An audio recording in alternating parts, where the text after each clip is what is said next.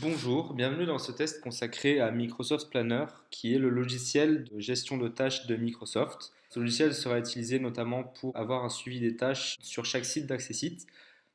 Donc voici l'écran d'accueil de Planner. Donc voilà, une fois que je suis connecté avec mon compte sur Office 365, j'ai accès via les applications Microsoft, donc à Planner, et donc voici l'écran d'accueil. Sur cet écran d'accueil, nous avons tous les sites que possède Accessit. Donc là, en l'occurrence, nous avons deux sites pour tester le logiciel Bonneveine et Domus. Sur cette page, nous avons donc tout d'abord le Planner Hub qui est donc l'écran d'accueil où on a une vision d'ensemble sur chacun des sites. Donc on voit par exemple que sur Domus, j'ai 7 tâches qui sont en cours avec ici le détail des tâches. Ensuite, on peut également donc aller dans mes tâches, donc qui sont les tâches qui me sont assignées à moi personnellement. Donc on voit là que j'ai des tâches qui n'ont pas été commencées, des tâches qui sont en cours et je n'ai pas fini de tâches. Donc on voit donc là c'est l'ensemble des tâches que j'ai. On peut également donc ça c'est on peut également filtrer les tâches donc soit par progression donc comme là actuellement. On peut aussi les trier donc par plan, c'est-à-dire par site.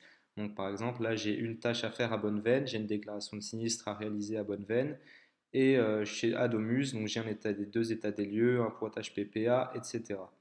On peut également filtrer par date de remise de tâches. Donc là, ce sont les tâches pour lesquelles je suis en retard. Là, les tâches que j'ai effectuées cette semaine. Et là, les tâches que j'ai effectuées la semaine prochaine. Donc voilà, c'est pour voir donc, les tâches, avoir une vision d'ensemble des tâches qui me sont assignées. Et donc nous avons vu donc, ces trois filtres-là. Il y a également possibilité de filtrer les tâches en fonction de critères de date plus précis, donc aujourd'hui, cette semaine, la semaine prochaine, etc. Donc ça, c'est pour avoir une vision d'ensemble de mes tâches. Ensuite, si l'on rentre dans un site particulier, donc chez Domus par exemple, donc tout d'abord, on a la vision donc, par catégorie. Donc c'est en cliquant sur Board ici, donc j'ai les tâches qui sont juridiques, marketing, gestion locative, sécurité, entretien et commercial. Donc ça, ce sont les catégories de tâches. Donc c'est les catégories que nous, excusez-moi, les catégories que nous avons fixées pour faire le test. Bien évidemment, ces catégories peuvent évoluer. Donc il est possible de rajouter une catégorie. Par exemple, si je veux rajouter une catégorie promotion, donc voilà, j'ajoute une catégorie et je pourrais ajouter des tâches de type promotion. Et donc voilà, donc après ajouter des tâches dans cette catégorie. Donc on a tout d'abord cette vision par catégorie. On a également une vision un peu plus graphique ici, avec donc l'ensemble des tâches et donc une légende qui permet de savoir quelles tâches ne sont pas commencées, quelles tâches sont en cours, quelles tâches sont en retard et quelles tâches sont complétées. Donc on voit notamment ici qu'il y a une majorité de tâches qui sont en retard. On a également une répartition donc, par catégorie ici. Donc on peut voir qu'en gestion locative, j'ai beaucoup de tâches, j'en ai trois, tandis qu'en commercial, j'en ai aucune, en marketing, j'en ai une, etc. Ici, donc, on a encore donc, on a une autre vision donc, de l'ensemble des tâches, peut-être un peu plus synthétique. Et enfin, donc, ici, nous avons la répartition des tâches selon les membres du groupe Domus. Donc, par exemple, ici, nous avons 5 tâches en cours, Ali en a 2, etc. Voilà pour le deuxième point de vue. Le troisième point de vue, donc c'est selon un selon un format emploi du temps, avec donc on voit par exemple que pour le mois de mars, donc le jeudi 1er mars, j'avais un parcours centre commercial à effectuer, un pointage PPA qui court du 2 mars et qui dure donc jusqu'à la fin du mois. On peut également donc afficher si jamais il y a plusieurs tâches le même jour. Ici, par exemple, on voit que j'ai également une animation des soldes ce même jour-là. Donc en cliquant pour élargir l'affichage, on a accès à tous les événements qui ont lieu ces jours-là. Enfin, donc, si je retourne à l'écran d'accueil, donc on va maintenant montrer les filtres. Donc on peut filtrer évidemment par catégorie, ça c'est le filtre de base, group by bucket, mais on peut également donc, filtrer par personne qui est en charge de la tâche. Donc, par exemple, on voit que toutes les tâches, que ces tâches-là ne sont pas assignées, que cellule prospective, donc qui est le compte de test, notre compte de test, a plusieurs tâches à effectuer. Ali a également toutes ces tâches-là. Alice a toutes ces tâches-là, etc., etc. On peut également filtrer donc par état d'avancée. Donc là, ce sont les tâches qui n'ont pas commencé, les tâches qui sont en cours et les tâches qui ont été complétées. Donc on voit que la tâche est barrée, ce qui signifie que la tâche a bien été réalisée. Enfin, on peut également filtrer, donc là encore par date de remise, avec donc là les dossiers qui sont en retard, les dossiers qui ont cours cette semaine et les dossiers qui auront lieu la semaine prochaine. Les tâches, pardon, qui auront lieu donc la semaine prochaine. Enfin, on peut donc également trier par label. Donc, nous avons les tâches qui n'ont pas de label, les tâches qui ont une priorité faible, une priorité moyenne, une priorité maximale et les tâches à caractère plus informatif. Les labels, ce sont donc comme des petits post-it qu'on peut ajouter sur les tâches. Par exemple, si je rentre dans le détail d'une tâche, on voit ici que j'ai plusieurs post-it. Et donc avec priorité faible, moyenne, maximale, informatif. Et en cochant donc de cette manière-là, je peux donc filtrer, ajouter donc un label, le label que je veux pour la tâche. Sachant que ces labels sont priorisables, là encore pour le test, on est parti sur le fait de mettre des critères de priorité, mais il est possible voilà, de mettre un nouveau label, par exemple, quel qu'il soit. Le but, c'est voilà, que tout le monde que tous les sites aient la même base, mais évidemment, faudra peut-être affiner cette base-là. Donc voilà pour les filtres. Si je reviens au niveau d'origine, j'ai également d'autres filtres ici, peut-être plus précis. Donc là, si je veux afficher que les tâches qui ont une priorité faible, par exemple, je clique là-dessus et donc j'ai un état des lieux et un pointage PPA à faire, voilà, en priorité faible. En revanche, si je veux filtrer sur voilà, les tâches qui sont très prioritaires, donc enlever la priorité faible, voilà, j'ai un parcours centre commercial qui est très urgent à réaliser donc le 1er mars. Euh, voilà. Et je peux bien évidemment donc filtrer par date aussi et par chargé de tâches. Donc par exemple ici Alice a ces trois tâches-là à réaliser. Voilà. J'ai également donc ici la liste des membres de Domus. Donc là c'est une phase de test, mais toutes ces personnes-là donc, ont accès à l'ensemble des tâches qui sont sur le site.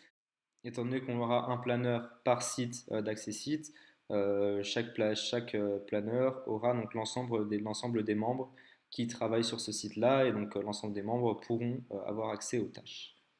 Maintenant, si l'on rentre dans le cas concret de la gestion des tâches, donc pour ajouter une nouvelle tâche, c'est très simple, il suffit de cliquer sur les plus qui sont en dessous des catégories. Donc je peux cliquer et ça va me créer une tâche. Donc je peux entrer une nouvelle tâche, par exemple tâche déclaration de sinistre, lui assigner une date, donc par exemple à réaliser le 28 mars, et y assigner une personne. Donc je peux voilà, assigner moi ou assigner n'importe qui. Et voilà, ensuite je fais ajouter tâche et la tâche est créée. Donc ensuite, et voilà, j'ai plus qu'à fermer ça. Donc voilà, ma tâche est créée. Ensuite, si je veux donc rentrer dans le détail de cette tâche et y ajouter des choses, donc j'ai juste qu'à cliquer dessus. Et donc voilà, donc tout d'abord, donc je peux remodifier le nom de la tâche si celle-ci est amenée à évoluer. Je peux également rajouter d'autres personnes si j'ai oublié lors de la création de la tâche ou si je veux rajouter si des personnes ont été ajoutées au dossier entre-temps. Et donc voilà, par exemple, je peux ajouter Ali à cette tâche.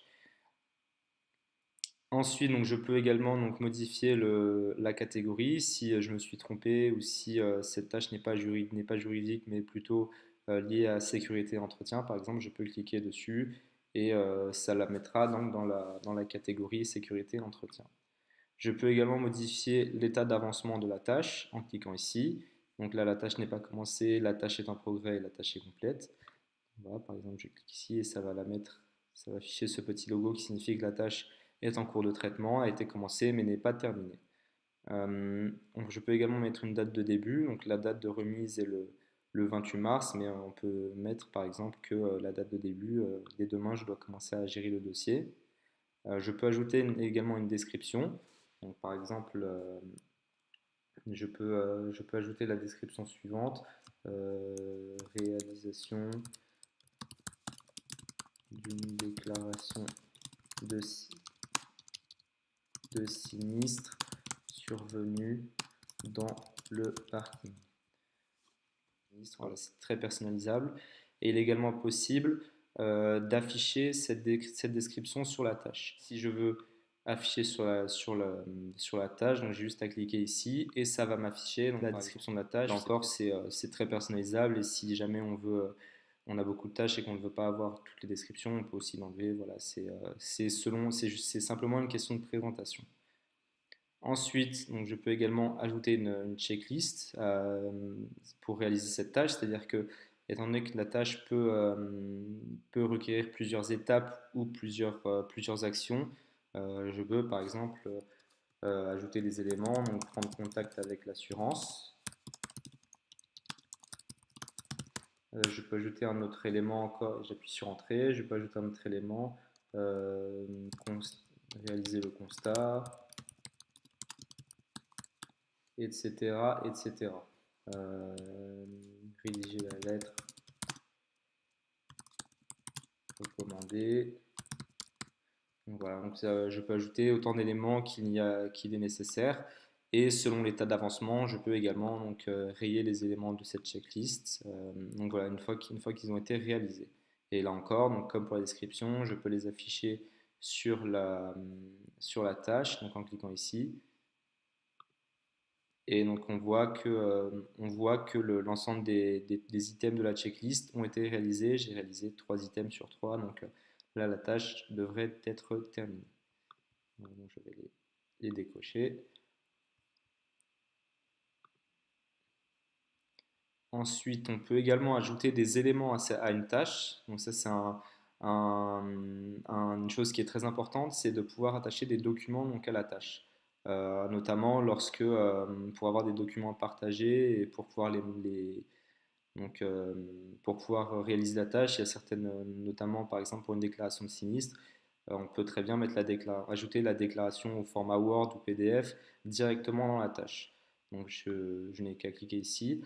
Alors il y a plusieurs moyens d'ajouter un document, notamment deux principaux, soit via File, donc qui va ouvrir une boîte de dialogue et qui nous permettra d'ajouter un document qui est directement sur notre ordinateur, soit en utilisant SharePoint. Donc si je clique sur SharePoint, ça va ouvrir voilà, l'ensemble des documents qui sont sur le SharePoint dédié au site, en l'occurrence Adomus. Et donc on voit par exemple que donc là j'ai l'ensemble de mes documents. Si je vais dans mes templates, on voit donc que j'ai par exemple mes formulaires de déclaration de dommages. Donc je peux l'ajouter et donc voilà il est mis donc dans la tâche. Et on peut avoir accès donc à ce formulaire via la tâche et on peut le remplir également directement là-dessus. Si je remplis ce formulaire ici donc en cliquant dessus, donc ça va m'ouvrir le document sur Word Online.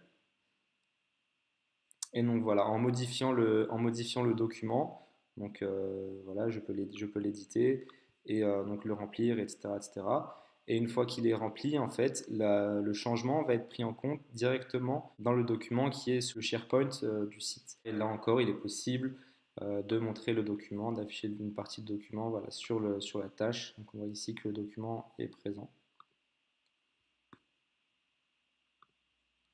Et enfin, un dernier élément, donc il est possible d'ajouter des commentaires pour suivre l'état d'avancement de la tâche ou voilà, c'est une manière de communiquer peut-être plus simple que d'envoyer des emails.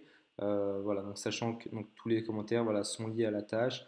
Par exemple, si je mets que le contact a été pris à l'assurance, je peux mettre n'importe quel commentaire. Voilà, j'ai pris contact avec la MAF par exemple pour la réparation des dommages. Et voilà, ensuite j'ai plus qu'à l'envoyer et donc il est affiché ici, donc on voit qui a mis le commentaire et donc toutes les personnes qui sont assignées à la tâche peuvent rajouter un commentaire et peuvent, voilà, peuvent participer donc, à l'avancement de la tâche Notamment s'il y a c'est très pratique, notamment s'il y a, soit si on est tout seul sur la tâche pour avoir une sorte de petit mémo, soit si on a plusieurs, c'est très pratique pour que chacun sache où l'autre personne en charge de la tâche a avancé. Donc voilà tous les éléments de la création d'une tâche et donc on peut effectivement ajouter un petit label qui va permettre de, de catégoriser la tâche. Donc là par exemple la déclaration de sinistre c'est une priorité qui est moyenne on va dire. Et voilà, donc ensuite j'ai plus qu'à cliquer donc soit sur la petite croix soit ailleurs et donc voilà la tâche est créée. Et une fois que et donc voilà je peux suivre la tâche donc elle apparaît dans mes tâches. Donc on voit ici la déclaration de sinistre qui vient d'être créée. Dans le Planner Hub également, on voit qu'il y a une huitième tâche. Tout à l'heure, il y en avait sept. Et, euh, et voilà. Et si je retourne sur Domus, donc la déclaration de sinistre est ici. Et une fois que celle-ci est réalisée, j'ai plus qu'à cliquer sur le bouton valider et la tâche est complétée. Et donc, toutes les tâches complétées apparaissent en dessous de leur catégorie dans cet onglet-là. Et donc ensuite, on peut les afficher et donc on voit que la tâche est complétée, qu'elle a été barrée et que le rectangle est grisé. Donc voilà, complété. Et pareil, donc si je retourne sur mes tâches, on voit que j'ai complété cette tâche.